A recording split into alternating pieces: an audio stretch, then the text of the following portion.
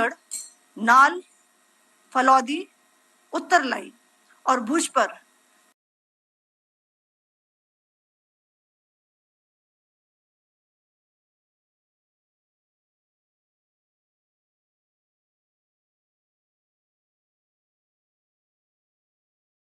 Drone और मिसाइलों से हमला करने का प्रयास किया। इन हमलों को इंटीग्रेटेड काउंटर यूएएस ग्रिड और वायु रक्षा प्रणालियों द्वारा निष्क्रिय कर दिया गया। इन हमलों का मलबा कई स्थानों से बरामद हुआ, जो कि पाकिस्तानी हमलों का प्रमाण है। On the night of 7th May 2025, Pakistan attempted to engage a number of military targets in northern and western India using drones and missiles. These places included Avantipura, Srinagar, Jammu, Pathankot, Amritsar, Kapurthala, Nal, Jalandhar, Ludhiana, Adhampur, Bhatinda, Chandigarh, Falodi, Uttarlai, and Bhuj. These were neutralized by the integrated counter unmanned aerial system and other air defense systems. The debris of these attacks is now being recovered from a number of locations that prove the Pakistani attacks. आज सुबह भारतीय सशस्त्र बलों ने पाकिस्तान के कई स्थानों पर वायु रक्षा रडार और प्रणालियों को निशाना बनाया। भारत की प्रतिक्रिया समान क्षेत्र में समान तीव्रता के साथ की गई। यह विश्वसनीय रूप से ज्ञात हुआ कि लाहौर में स्थित एक वायु रक्षा प्रणाली को निष्क्रिय कर दिया गया।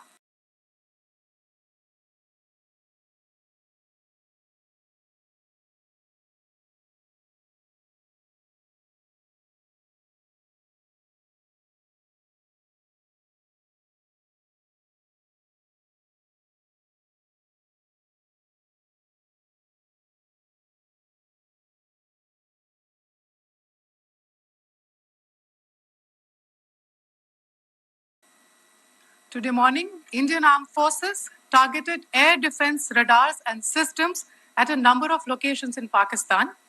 Indian response has been in the same domain with the same intensity as Pakistan. It has been reliably learnt that an air defense system at Lahore has been neutralized.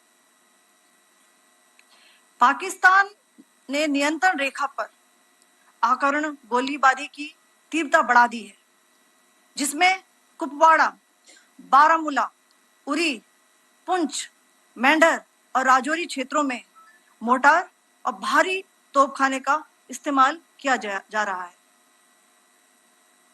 Pakistan has increased the intensity of its unprovoked firing across the line of control using mortar and heavy calibre artilleries in areas in Kupwara, Baramulla, Uri, Poonch, Mendhar and Rajouri sectors in Jammu and Kashmir. 16 innocent lives have been lost, including 3 women and 5 children, due to the Pakistani firing. Here too, India was compelled to respond to bring mortar and artillery fire from Pakistan to a halt. Indian Armed Forces reiterate their commitment to non-escalation, provided it is respected by the Pakistan military. Jai Hind.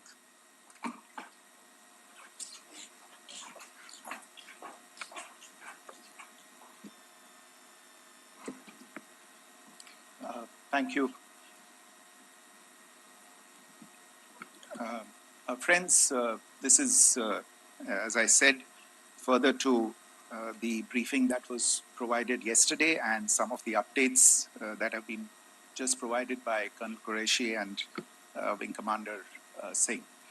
I thought that we would just put some of the aspects related to the events that started on 22nd April with the barbaric terror attack in Pahalgam into further context, because there is a certain amount of commentary that has happened with regard to the events since then.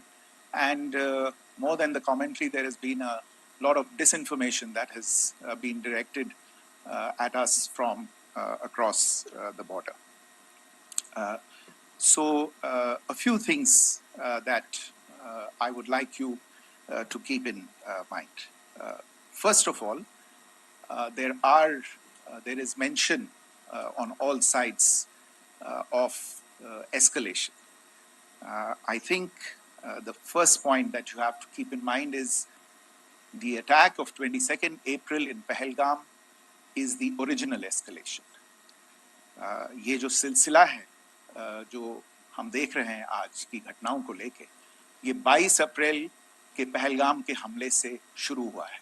Escalation वहां पे हुआ है और उस escalation का जवाब भारतीय सेना ने, भारतीय फौज ने कल अपने एक्शन से दिया है. Secondly, I want to invite your attention to the involvement of the group calling itself the Resistance Front in these attacks. I pointed this out yesterday that this is a group that is a known front for the well-known Pakistan-based terrorist organization, Lashkar-e-Taiba. The group has been reported earlier. I mentioned to you about the Indian authorities providing information to the UN 1267 Sanctions Monitoring Committee. And in fact, we are going to be meeting with the team again very soon, and we will be providing an update to the information that we have provided earlier. But what is interesting, दिलचस्प बात यह है कि संयुक्त राष्ट्र की सुरक्षा समिति में जब पहलगाम के हमले को लेके एक प्रेस वक्तव्य जारी करने की बात चल रही थी, तो आप सोचिए किस देश ने टीआरएफ का, द रेजिस्टेंस फ्रंट का उसमें मेंशन किया जाना, उसको अपोज किया, पाकिस्तान ने. This was after the fact that the TRF claimed responsibility for this attack not once but twice within a few hours after the incident on the 22nd of April, and then again on the morning of 23rd April. And it is perhaps only after the full gravity of the incident was realized by its masters and handlers across the border that it was managed to back off from this claim. Obviously, that retraction doesn't convince anybody. तीसरी चीज जो मैं आपसे कहना चाह रहा था, और कर्नल कुरैशी और विंग कमांडर सिंह ने कल भी बड़े स्पष्ट शब्दों में और आज भी आपसे ये बात साझा की है.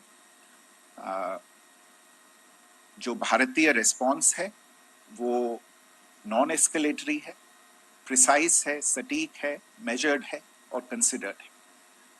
Our intention has not been to escalate matters. We are only responding to the original escalation, as I said, and our response has been targeted, precise, controlled and measured.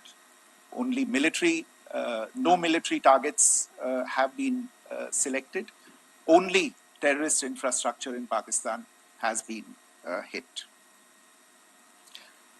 Now, there are, as I said, a number of issues that have been raised in commentaries, and there's a lot of, as I said, unfounded disinformation and fabrication that has come from across the border. And I would just like to use this opportunity to set the record straight on some of these issues. The first of these is Pakistan trying to wash its hands off any and all involvement with terrorism. I think the Pakistani information minister said there are no terrorists in Pakistan. And I think he was challenged on that in the television program that he was appearing on. But even if I partially repeat myself from yesterday, I think Pakistan's reputation as the epicenter of global terrorism is rooted in a number of instances where concrete evidence is available, not just to India, but to governments and authorities and agencies around the world. There are several terrorist attacks around the world where Pakistani fingerprints have been found. I don't need to belabor the point with regard to this audience about where Osama bin Laden was found and who called him a martyr. Pakistan has also for decades pursued cross-border terrorism into India with impunity. And as I said yesterday also, in order to deliberately mislead the international community, they claimed that the terrorist Sajid Mir was dead. They came under pressure, and Sajid Mir was then brought back to life, arrested, and is now apparently in Pakistani custody. Pakistan is also home to a very large number of UN proscribed as well as UN proscribed terrorists, as well as terrorists proscribed by a number of other governments in the world, including, of course, the Lashkar-e-Taiba and the Jaish-e-Mohammed, as well as their leaders, Masood Azhar and Hafiz Mohammed Saeed. आपने देखा होगा हाल ही में पिछले ही कुछ दिनों में पाकिस्तान के रक्षा मंत्री और उनके पूर्व विदेश मंत्री दोनों ने इस बात को माना है कि पाकिस्तान का ऐसे ग्रुप्स के साथ जो रिश्ता है वो क्या रहा है. Both the defense minister and the former foreign minister of Pakistan, I think they've done a more eloquent job of this than I could ever do in terms of describing their country's implication in international terrorism and their involvement in housing these kinds of groups. दूसरा जो विषय है वो है पाकिस्तान का जो एक दावा है कि एक इंटरनेशनल impartial investigation होना चाहिए, एक joint investigative committee होनी चाहिए. These calls for jointly investigating this heinous and barbaric attack in Pahalgam. Again, I think you know the history well on this. You know the track record well, and it is not a bright track record insofar as Pakistan is concerned. In fact, in the pursuit of justice for the victims of multiple terrorist attacks, whether it be Mumbai in 2008, in Pathankot in 2016, or many others. But in particular for these two attacks, India had offered to cooperate.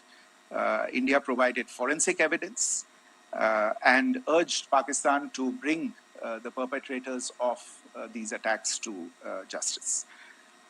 We, in particular with regard to the Mumbai attacks of 2008, where a Pakistani Lashkar-e-Taiba terrorist was captured alive, India provided extensive information and evidence related to the involvement of Pakistani terrorists in this attack.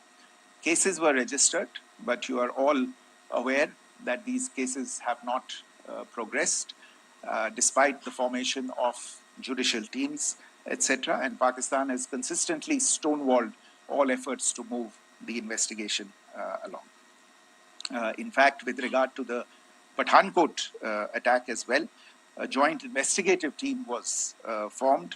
We gave access, unprecedented access, I should say, to Pakistani team to the site of the attack. Details of call records data and DNA, etc., were shared with Pakistan. We had shared with them details related that we had been able to access to the addresses of terrorists. We presented evidence against the office bearers of Jaish-e-Mohammed who had conspired in the attack and the handlers of the terrorists who facilitated them and guided them in. But there has been no movement on this.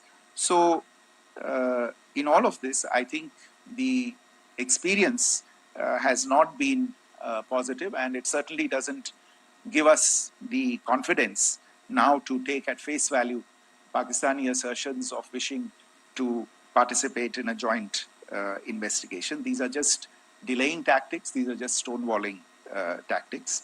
And in fact, there is reason to believe that Pakistan uses the evidence that we provide only to cover its tracks and, in fact, defend the terrorists who we are looking for and obstruct the path of investigation. A third point that I wanted to address was the claim that only civilians were killed in the strikes on the 7th of May.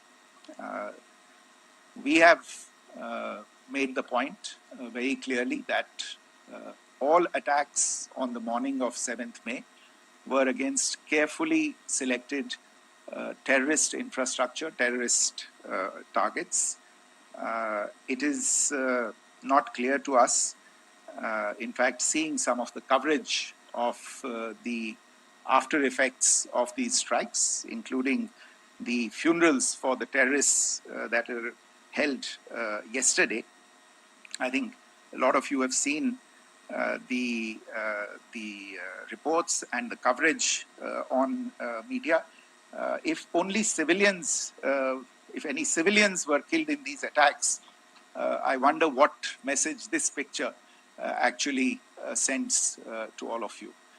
This is a question that is worth asking. It's also odd that the funerals of civilians are carried out with the coffins being draped in Pakistani flags and state honors being accorded. As far as we are concerned, the individuals eliminated at these facilities were terrorists. Giving terrorist state funerals may be a practice in Pakistan. Doesn't seem to make much sense to us. Pakistan has also claimed that India deliberately attacked religious sites. This is completely false again.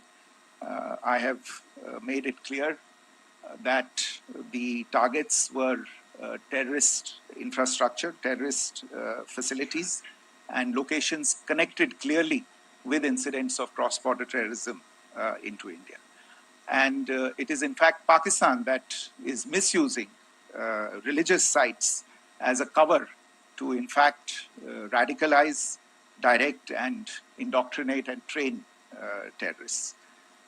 In fact, contrary to what Pakistan is claiming, yesterday Pakistan launched a targeted attack on the Sikh community in the state of Jammu and Kashmir, hitting Gurdwara in Poonch and the homes of Sikh community members, which came under attack. And we know that at least 3 individuals were killed in that particular attack. Pakistan is also making attempts to, in fact, just to add to this point, the retaliatory action that Pakistan has taken, in fact, is impacting civilians. I showed you the picture of the Gurdwara and the Sikh community members who were killed in this. There are other civilians also who've been killed and injured in these attacks. In fact, since yesterday morning, a total of 16 civilians have been killed and 59 others have been injured in the attacks by Pakistan. Not only this, Pakistan is also making attempts as part of its disinformation campaign to paint our action with regard to cross-border terrorism through the communal angle. If that is the issue, then I think I can do no better than to cite or point you in the direction of the Pakistan Army Chief's speech of 16 April 2025. I think that is the last word in communal rhetoric. And in the Pahalgam attack itself, you are aware of the kind of religious profiling that was done there. And perhaps there is a linkage between these two events. I can only say that these nefarious designs will not be allowed to succeed in India. And it is to be noted that people from all faiths, all religions, all regions in India have unequivocally, not just in India but around the world, have condemned these attacks. The Pakistani claims of now responding to India's strikes of the 7th of May. As I said right at the outset, it is India which is responding. The original escalation was by Pakistan on the 22nd of April. We are the ones who are responding to that escalation with the action that was taken yesterday morning. And again, I would like to emphasize that the action was restrained. It was directed towards non-civilian, non-military targets and confined to terrorist camps. And again, as we have been saying since yesterday, any further action by Pakistan, some of which we are seeing today, is nothing but escalation by Pakistan now once again, and will be responded to and is being responded to appropriately. One point that I wanted to also address was the allegations to the targeting of a dam, the Neelam Jhelum project in Pakistan-occupied Kashmir. I want to say that this is an absolute and complete fabrication and a blatant lie. India has targeted only and only terrorist infrastructure, and the details of that terrorist infrastructure, together with the locations, were shared with you yesterday by Colonel Qureshi and Wing Commander Singh. I should note that if this kind of a claim is a pretext for targeting Indian infrastructure of a similar nature, Pakistan will be entirely responsible for the consequences that will undoubtedly follow. Finally, I want to address the some issues that have been raised related to the Indus Waters Treaty and the disinformation that has been raised in regard to that as well. The fact is that there have been fundamental changes in the circumstances in which the Indus Waters Treaty was concluded, and they call for a reassessment of the obligations under the treaty. Over the last year and a half to 2 years, India has been in communication with the government of Pakistan. We've sent several notices to them requesting for negotiations to discuss modification of the treaty. India has for 6+ decades now honored the treaty, even during periods when Pakistan imposed multiple wars on us, and even when relations were adversarial. Pakistan is the one that has been acting in violation of the treaty, deliberately creating legal roadblocks in India exercising its legitimate rights on the Western rivers. Any projects that India sought to build on the Eastern rivers, and even on the Western rivers, which we are allowed to by the treaty, were always challenged by Pakistan, thereby hampering our rights to utilize our legitimate waters under the treaty. In fact, if you see the preamble of the treaty itself states that the treaty was concluded in a spirit of goodwill and friendship. Mark those words, concluded in a spirit of goodwill and friendship. ये भारत का धैर्य और भारत की सहनशीलता है जो 65 साल से हम इतनी प्रोवोकेशन के बावजूद इस ट्रीटी को निभा रहे हैं. However, as has been made clear earlier as well, Pakistan has not responded to our requests to enter into negotiations for a reassessment of the obligations under the treaty. A number of conditions have changed. This is a treaty that was based on the engineering techniques of the 50s and the 60s. We are living through the first quarter of the 21st century. Technological changes and technological advancements have to be taken into account. There are demographic changes. There are climate changes that have taken place. There is the imperative of clean energy. And of course, the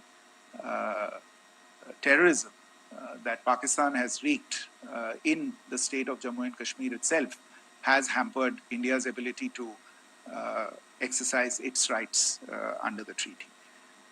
Pakistan's persistent refusal to respond to our requests to enter into government-to-government negotiations on the modification of the treaty is, in a sense, itself a violation of the treaty. And therefore, India has taken the step of putting the treaty in abeyance until Pakistan abjures irrevocably its support for cross-border terrorism. Maybe I'll stop there. I mentioned earlier yesterday as well that this is an evolving situation. I would therefore ask all of you to be considerate and restrained. It will not be possible for us or my colleagues from the armed forces to share operational details at this point in time. Beyond that, if you have any questions, may I have time for only a few, and I'll try to answer those questions. Okay, I give the floor to Rishabh. On Secretary, good evening. This is Rishabh from Times Now. I just wanted to understand, as per the press release that has been released earlier today, it says that we have successfully hit at the air defense of Lahore. Does it give our forces a better chances if in case of further escalation? And are there other air defense places as well at strategic location that were targeted? Rishabh, you are violating the first rule that I set out at the end of my remarks. The press release that has been issued by the Ministry of Defense today speaks for itself. It is related to operational matters. It's been released by the Ministry of Defense. As more information becomes available, it will be released at the appropriate time. Once again, please don't go into operational details at this point in time because this is a constantly evolving situation. Yeah, go ahead. Foreign Secretary Smita Sharma, just wanted to ask, the Pakistani Minister Ishaq Dar in an interview has claimed that the national security advisors of India and Pakistan have spoken to each other, if you could confirm or deny, and is complete severance of diplomatic ties with Pakistan also on the table? I have no information with regard to contacts between the two national security advisors. Insofar as diplomatic relations are concerned, you've seen the steps that were announced in response to the following the meeting of the Cabinet Committee on Security on the 23rd of April. There are no further steps that are under consideration at this moment in time. Here, go ahead. Foreign secretary, मेरा नाम मनीष है, मैं TV9 Bharatvarsh से हूं और आपने खुद ही बताया कि कितना मिस इन्फॉर्मेशन क्रॉस बॉर्डर से आ रहा है। बल्कि ऐसा लग रहा है जैसे पाकिस्तान के प्राइम मिनिस्टर और डिफेंस मिनिस्टर तक भी प्रोपेगेंडा करने में मिस इन्फॉर्मेशन में आ गए हैं। वो कई बार तो ये तक दावा करते हैं कि हम 3 राफेल हमने गिरा दिया, इतने हमने मिग गिरा दिए, और जब उनसे पूछा जाता है तो वो कहते हैं कि सोशल मीडिया में हमने ये सब चीजें देखी थी। तो अगर आधिकारिक तौर पर अगर आप कुछ कह सकें इस पर, ताकि उन्हें भी समझ में आए कि इस तरह के प्रोपेगेंडा नहीं चलने वाला है। देखिए, जब सही समय होगा तो आधिकारिक तौर पे इसके बारे में सूचना मिल जाएगी। लेकिन जो आपका प्रश्न है कि प्रधानमंत्री और उप प्रधानमंत्री और विदेश मंत्री, उनके रक्षा मंत्री इस तरह की बातें कर रहे हैं, तो इसमें अचरज की कोई बात नहीं है। आखिरकार ये एक देश है जिसने अपना इसका जन्म लेते ही झूठ शुरू हो गया था। 1947 में जब पाकिस्तानी फौज ने जम्मू कश्मीर पे दावा बोला, तो उन्होंने किसी ऐसे वैसे व्यक्ति से नहीं, संयुक्त राष्ट्र से झूठ बोला कि हमारा कोई लेना देना नहीं है इससे। ये लोग जो गए हैं वो तो कबायली हैं। वो तो जब हमारी फौज वहां पे पहुंची और UN के लोग, संयुक्त राष्ट्र के लोग खुद वहां पे पहुंचे, उन्होंने देखा कि वहां तो पाकिस्तानी फौज घुसपैठ करके आ गई है। उसके बाद पाकिस्तान को मुंह की देखनी पड़ी और उनको मानना पड़ा कि हाँ, उनकी फौज वहां पे कुछ समय से पड़ी हुई है। तो ये जो यात्रा है एक तरह से 75 साल पहले शुरू हो चुकी है। तो I am not surprised that this kind of disinformation is being indulged in. Yeah. Siddhant. So Siddhant from Beyond. So we have seen a lot of negative comments coming from the Pakistani military of escalation. If tomorrow there is an escalation, there are strikes, we know one attempt has been thwarted, what will be the Indian response to those attempts of creating more escalation? Because it is looking like it's going towards more escalation. And my second question is, are any other world powers, essentially the P5 countries, the West Asian countries, reaching out to de-escalate the current situation? Look, on escalation, we've already made our stance clear. I mean, there are 2 basic points. First of all, it is Pakistan that escalated on the 22nd of April. We are only responding to that escalation.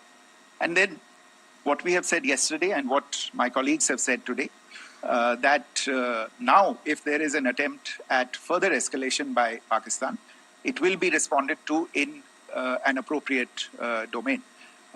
And therefore, the choice is entirely that of Pakistan to make.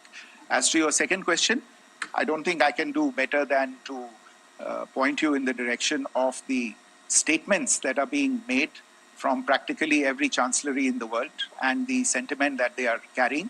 That sentiment, essentially, and for the major portion, is support for the government of India in the context of the condemnation of the terrorist attack in Pahalgam on the 22nd of April. There is wide recognition of the government of India's right to respond to these attacks in self-defense, and of course a desire to ensure that there is not further escalation. I think these statements speak for themselves.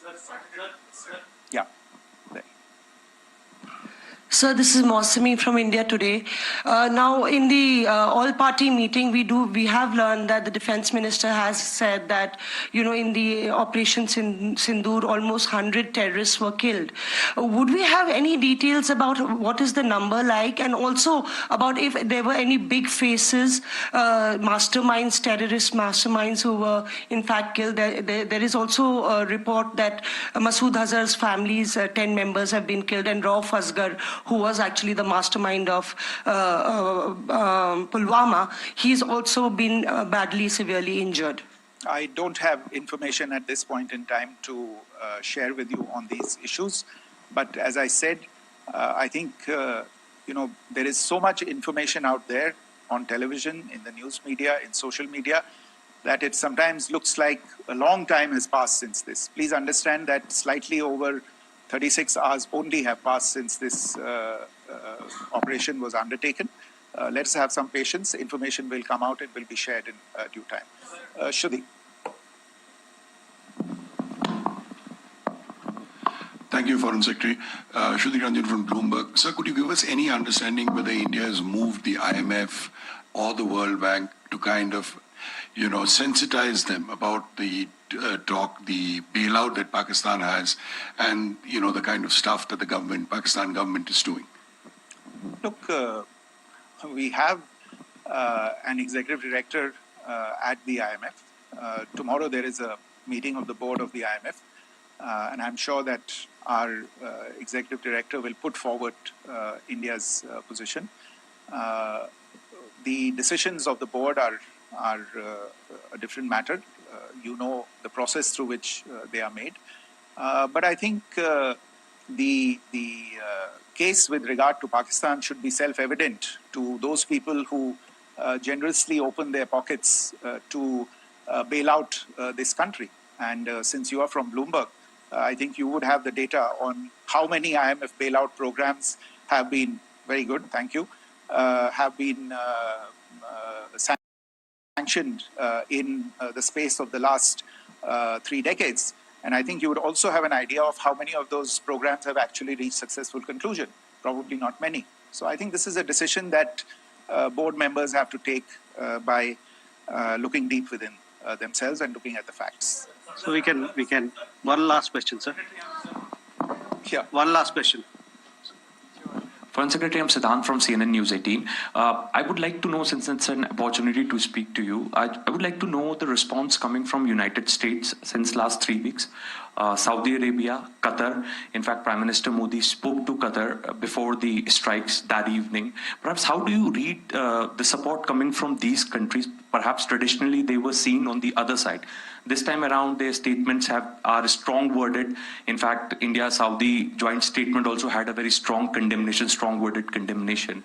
United States at all levels have condemned the attack and have extended support. In fact, Saudi Deputy Foreign Minister is in India. He just met EMS Jaishankar. Also, if you could shed some light on his visit, his meeting with EMS Jaishankar. In fact, we have also been told that he met Prime Minister Modi. Thank you. Look, all the countries that you named and many others, we have been in touch with them. The Prime